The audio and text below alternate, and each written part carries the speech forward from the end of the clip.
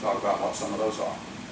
The second thing is implement healthcare reform that's going to put healthcare back into the hands of patients and their doctors with private sector patient-centered solutions like those health savings accounts, tort reform, put competition back into the system.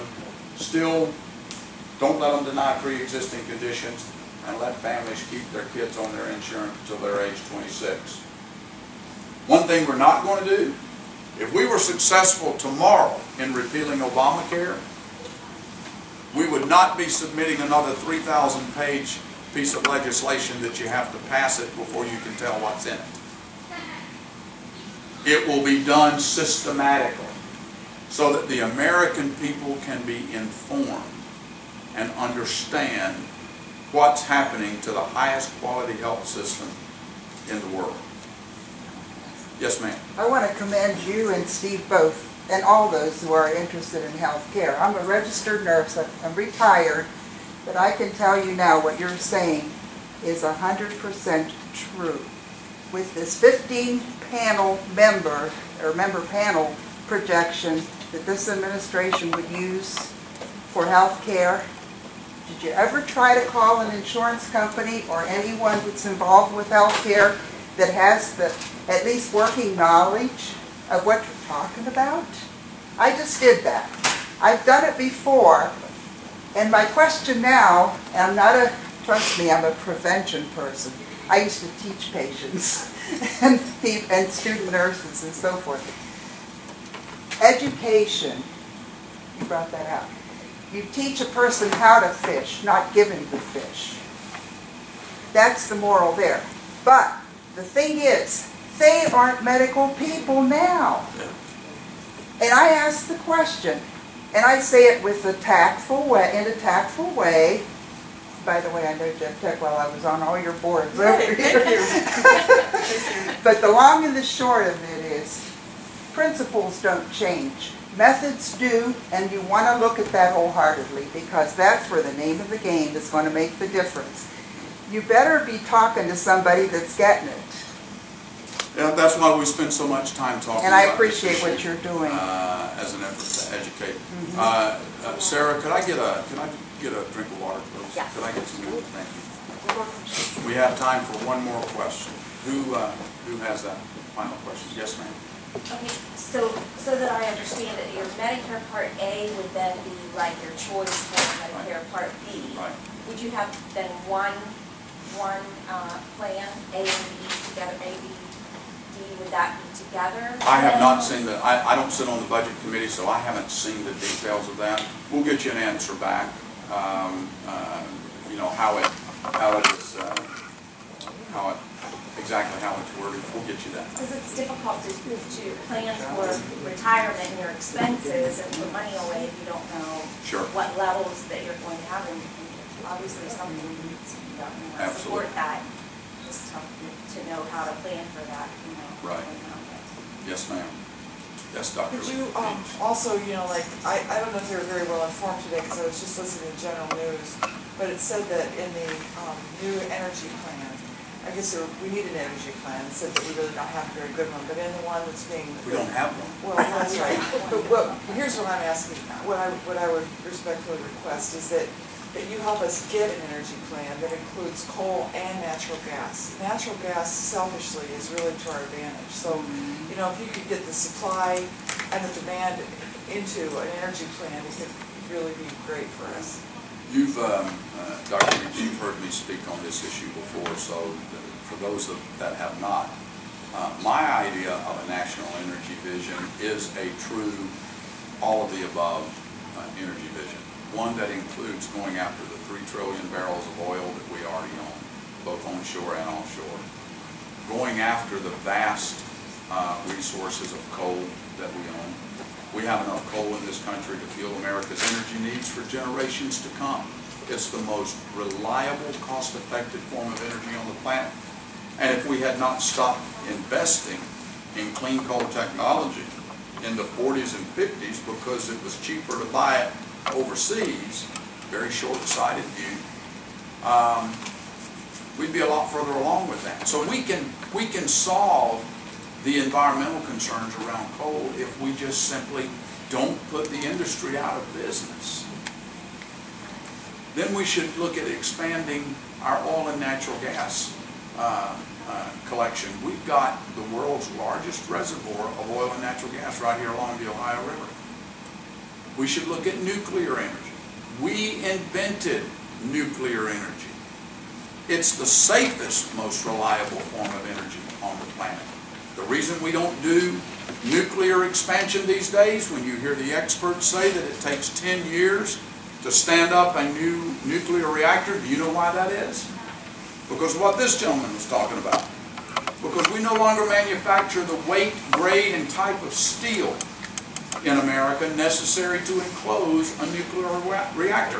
We have to buy it from overseas sources. And they have a 10-year backlog.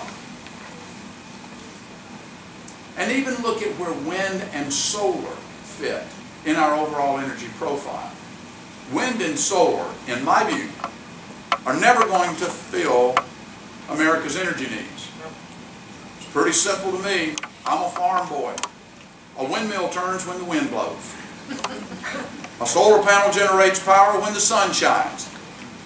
And here it gets dark about 9 o'clock at night. And it gets daylight again about 7. So, I mean, I'm not trying to be funny, but that's just that's the brass tacks of it. We can't meet America's energy needs with wind and solar. But there are niche markets where they can do some good. There are some efficiencies to be gained. But should we be throwing hundreds of millions of dollars at those kinds of failed programs at the same time that we're shutting down the coal industry? No, absolutely not. Or that we're disapproving projects like the Keystone XL pipeline that would help lower the price of gas here in America and move us toward energy independence. We can solve these problems. This is the United States of America, and we have always been able to solve our problems. We'll solve these too. I want to thank you folks for being here today. Thank you, and God bless you so much.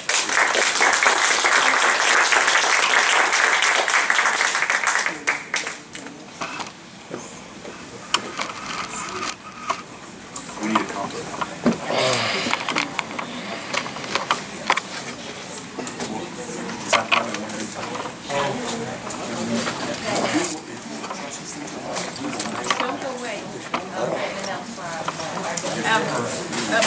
Don't go away. Wait up. Got it.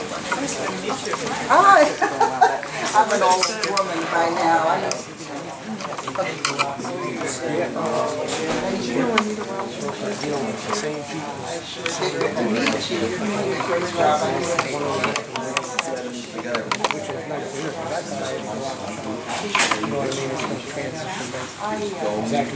What do you think? That's one good thing I did here. All right. Well, good. Well, you've got a copy of the letter?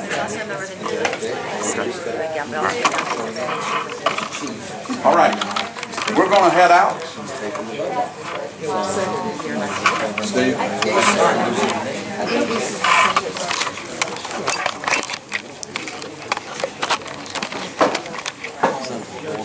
Oh, yeah. He took it out last week, and he's going to take it out this week. Hey, listen, I told her anything I can do to help you here. If you need me to organize anything, please feel free to call. Okay, we'll do it, Steve. Thank you very much. All righty. Sure, of course. Thanks for your question. Sure. Thanks for coming down. You bet. You bet. Nice to see you. You too. Will you share the phone? Nice to meet you. Yeah, you know what? Let me know when you're let us know. So, Hey, Jackie, just let me know if you need it. I will do that, Steve. We appreciate it. I gotta Doing a great job. grab a hug from Dr. Meeks before she continues to waste away. And Okay. normally I met Donna. You're from the We're out University? of town because our children don't know for starters. One is in healthcare out in Lancaster, Pennsylvania, one is in Harvard. So we're centrally located. Yeah, that's Scary. See, I was just in the. it doesn't matter. It's starting to come back.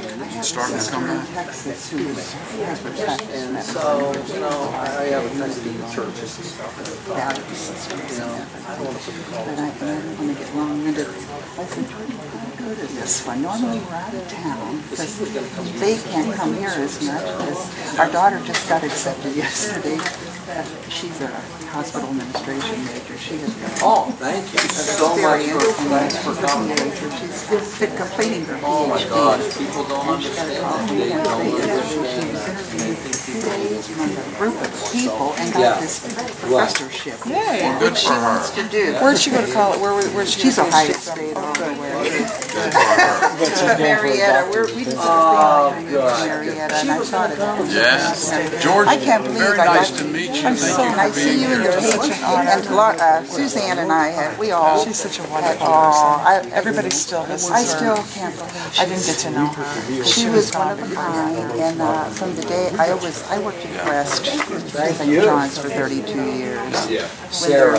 They cut their teeth even Thank in you. the community I will. from Gill, which was a former hospital. But I'm not from These here, I'm private from Baldwin companies, County, and I they taught do at Wheeling what they- Hospital and they all that want to good do stuff. what they do. But this was my final Donna? home. You're a beautiful person. Well, you are too. wonderful spirit. Well, thank you.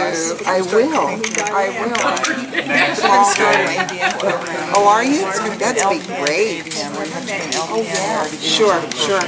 Oh, I relate to all that, and my daughter who, I tease her, she's not a clinical person, but she is managed, she is gone all over the country. She's Hey, about that. Very nice to meet you. Good. You had a great session today, but we have to have a bigger one next time. Oh, yeah. Much bigger. Okay. Let me let you out of here. Good to see y'all. We're going back this way. Are you? Nice to meet you, ladies. You guys are good. Hey, good to meet you, Congressman. Good to meet you, too. Can I get your names? And telephone number? Okay, well, why don't we see you? Hi, Dr. Bates. No, let him, no, I'm gonna know her. How are you? I'm doing well, and you? Good, well, thank you. Good to see you I again. know. It's beautiful weather, isn't it? It is. I hope it holds for a while. Oh, yeah. I hope so too. All right. All right, so Congressman, tell me